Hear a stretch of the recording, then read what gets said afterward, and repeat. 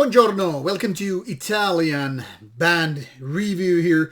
This time it's called Released Blackness with the debut album called Tragedy. Now on Metal Archive site, this band, which is quite new still, is labeled as a death metal or groove metal release or band, and I don't think it's actually wrong, but it might be a little bit misleading. Once again, depending how you interpret groove metal in the first place. I would say this is some sort of a modern technical death metal accompanied with a little bit of thrashiness and elements even from styles such as deathcore. Mostly, however, it's death metal with a little bit of a technical twist, so not so much something that I would consider groove metal. Tragedy is the first album by the band, which hasn't been there for too many years, and it seems like these guys are skilled with their instruments. And even though there's this saying like, we make music for ourselves, not for our fans, it seems to be sometimes to be true, and sometimes it sounds quite the opposite. But with this one, it's kind of hard to believe in the other way than, yes, these guys are in fact doing it for themselves. Why so? Well, first of all, it sounds like this album is more about, jerking yourself off with your instruments. Like, hey, we can do these really fancy things with our gears, and we can play these fancy breakdowns and all that stuff. Like, hey, can you even follow us? We're doing it so many woohoo ways. And the audience is like, okay, you can clearly handle them, but why should we be interested as the audience? We like the flow, not just this like constant breakdowns. Did I say mention breakdowns? The point here is sometimes these bands get so deep into this pit they have been growing that they are unable to, crawl back. Like, hey, we're here in the pit. We forget the audience. Like, who cares? Well, let's be honest about it. I like technical death metal when there's certain amount of right things to be done the correct way. That is, when you really can combine the kind of a flow, the kind of a grooviness, and certain level of catchiness with a technical place, it's really double thumbs on my end.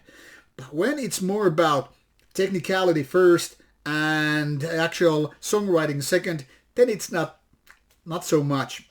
Now the thing here is, at some points the band is trying to do or kind of able to do this kind of a trashiness, including, that is, they have these kind of riffs which are, reminding bands like Slayer and all that. But that is way too often kind of like buried by this amount of, guitar solos or lead riffs or these breakdowns, which kind of mess up with the whole flow thing.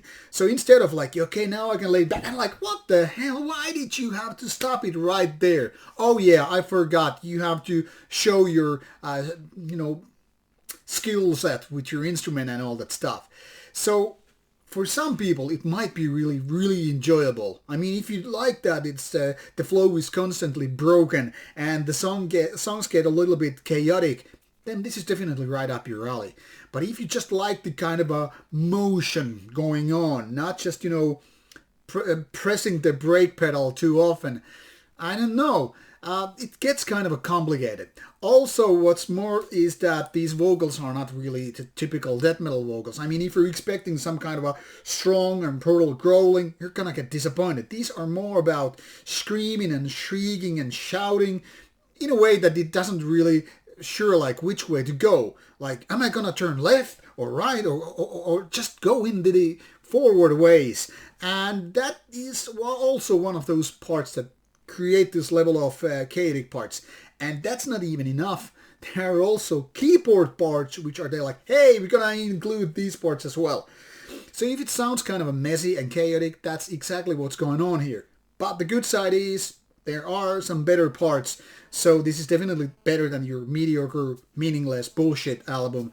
So at least these guys are trying. Maybe they're trying so hard, and maybe some of the parts should have been removed. I mean, sometimes, like the saying is, keep it simple, stupid. Kiss.